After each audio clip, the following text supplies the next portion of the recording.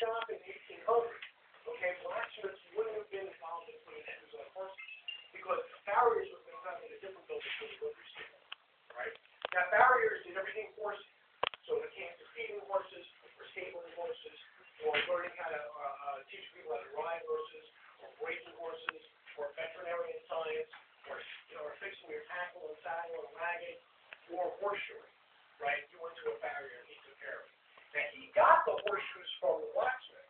So in 1800 or 1700 or 700, I'd have made horseshoes in lots. These big clunky looking ones like this, but I think it was horseshoe blanks, right? I would have sold them by the box to the local farrier. He and his apprentices would have ground and twisted and hammered and bent and shaped these things to get a pony or a Clydesdale would never take off, right? And he's the guy that knew all the special secrets of the orthopedics of horses, right? To make sure that you treated the horses correctly and gave you what you needed, right? But for whatever reason, in the late 1800s, farriers started going out of business, okay? So in 1700, if you came in here for horseshoeing, I would have said, well, look, I'll sell you a set of shoes, and you have to take them to buy the farrier off the block, and you'll put them on. 1900, you come back in and say, it was closed. Okay? So, you know, we have to do it. Plus, for blacksmiths, little silly things, like making nails, making hinges, this had always been something you had to go to a blacksmith to. Right? In 1700, there was nowhere to get a nail except for a blacksmith shop. Okay? Or a port that already had a nail in it. Right? But by the time 1900 came around, that wasn't true. Like, you could buy boxes of nails from the town store that was backed by Acme or Sears, anywhere there was a railroad, right? There was a shipping business that could start to provide some of this day-to-day hardware cheaper than a blacksmith could. Right?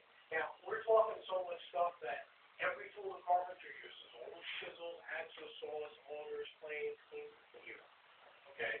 All the farm tools have some metal component, whether it's a plow or a shovel or an axe or pickaxe or a scythe. Okay? The tools for the tinsmith, most of those tools that the tinsmith uses to punch tin, to move tin, are made of iron. Okay? Because it's harder than tin. It's the same thing for the leather worker, right? It's the same thing, you know, so it's just pretty much doesn't matter what job you're doing around here. You're holding all day something made by blacksmith. Right? If you're cooking, okay, that's everything around you is made by a blacksmith, except for the cast iron pots and pans themselves. All right, they come from a store. But every cooking chain you guys will see today in a fireplace came from here. Every clay pot for cooking outside. Every grill. Every tripod you put a pan on so you can cook it with coals underneath it. The spatulas, the ladles, the spoons, knives, and forks. All of that stuff.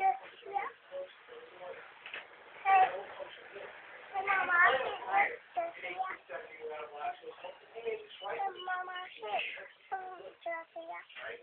So a blacksmith was absolutely necessary for anybody else to get into 1700. But by 1900, you could buy so many of those things from the town stores, the blacksmith was relying on that business anymore. Right? So that's why we went into horseshoes. The farriers were going out of business. We had horseshoes anyway. So we started to put them on. The problem is that you really do need to know a lot about horses to save you put on their shoes. Okay? And most blacksmiths didn't know about horses. So what we did was change horseshoes. You guys see this horseshoe from 1880, 1890? Like I said, it's like a blank. One size fits all. They're modified to fit the right horses.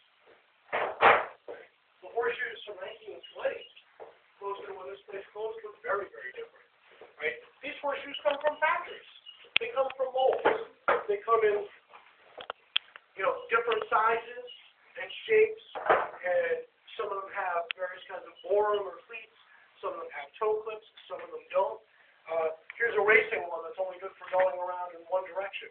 All right? If you have to race in the other direction, you'd have to change shoes because this has only got a cleat on one side. The side that would be inside. So this horse is meant to run counterclockwise. All right? And it's aluminum, so it's light. It wears away quickly. Right? Imagine what more this. Right? Okay? Now, the idea is that we really made a horseshoeing work like a shoe store works for us. Okay? When you walk in here in 1920, you would look at that back wall. And on that back wall, you can see shadows. The horseshoes come for solos and their permanent marks. Right? So you would have walked in here, you would have looked at that sample display, and you would have determined what size and shape shoe you wanted from the samples and the chart of sizes laid out there. Once you knew, we just looked up. Now, you guys see a couple of horseshoes hanging from these nails. back in those days, all of these nails so filled up with horseshoes that it was like dangerous to sit where you guys are. Right? Every one of these nails would have had 4 or 5 horseshoes on it. And remember how I said in 1870 there was nowhere to go for a nail but a blacksmith?